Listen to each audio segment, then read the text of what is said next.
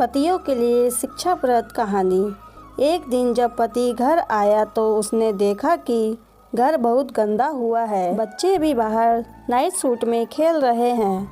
बच्चों के खिलौने फैले हुए हैं। डाइनिंग टेबल पर खाना पड़ा हुआ है। कपड़े सोफ़ा और कुर्सियों पर लटके हुए हैं। गीला टॉवल बेड पर ही पड़ा है जिसे पति ने ही नहाने के बाद वहाँ छोड़ दिया था। अखबार भी सोफे पर यूं ही फैला हुआ था। बच्चों ने जो खाना खाया था वह भी ऐसे ही पड़ा हुआ था। बिस्तर भी सेट नहीं किया हुआ था। रसोई घर में गया तो गंदे बर्तनों से सिंक भरा हुआ था। खाना भी तैयार नहीं था। कुर्सियां भी सेट नहीं थी और बाथरूम तो बहुत ही गंदा था। ये सब देखकर पति घबरा गया। उसे लगा कि शायद पत्नी बहुत बीमार है। जब पत्नी के पास गया तो देखा कि पत्नी आराम से बैठकर किताब पढ़ रही है। यह देखकर पति को बहुत गुस्सा आया।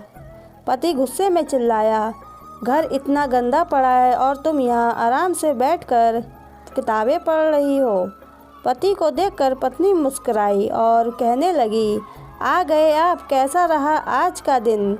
पति का गुस्सा और बढ़ गया। मेरी छोड़ो, ये बताओ घर का हाल क्या बना रखा है।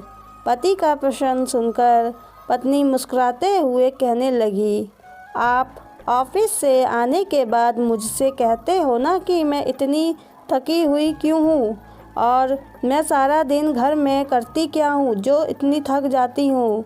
तो देखिए, आज मैंने कुछ नहीं किया। अक्सर पतियों का यही प्रश्न होता है, आखिर तुम घर में करती क्या हो सारा दिन जो इतनी थक जाती हो। अगर एक दिन पत्नी घर का सारा काम काज छोड़कर आराम करने लग जाए तो आप घर में कदम भी नहीं रख पाओगे। अगर घर के बाहर जाकर काम करते हो तो घर में भी पत्नियों को कुछ काम नहीं होते। आप तो अपने काम का वेतन लेते हो, लेकिन पत्नी तो अपने घर का काम का वेतन भी नहीं लेती।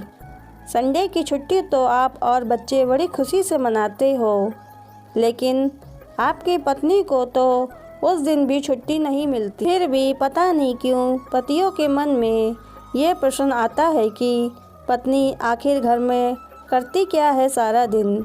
इसलिए पत्नी के कामों की भी इज्जत करें और पत्नी को भी आदर सम्मान दें। अगर आपको ये स्टोरी पसंद आई तो चैनल को सब्सक्राइब, वीडियो को लाइक ज़रूर करें। पूरी कहानी सुनने के लिए आपका बहुत बहुत धन्यवाद।